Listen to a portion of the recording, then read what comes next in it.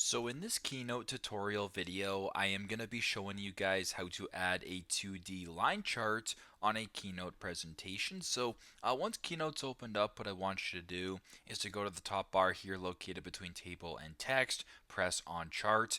Now, as you can tell, none of these charts are labeled, but if you're looking for a 2D line chart, it's pretty self-explanatory.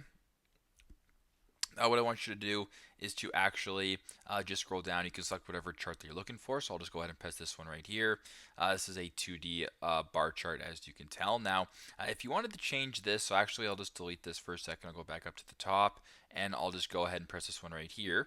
This is an area chart. Now, if you wanted to see right here on the right hand side, so you press on the chart, area chart here, press on this.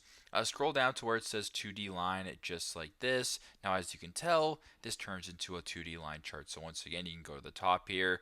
You can find the chart that you're looking for, just like this. But in this case, it's actually a little bit hard to tell, but it's this one right here in regards to what you're looking for. So you can either do this way or the other way. It doesn't really matter. But that's how you guys can add a 2D line chart to a Keynote presentation.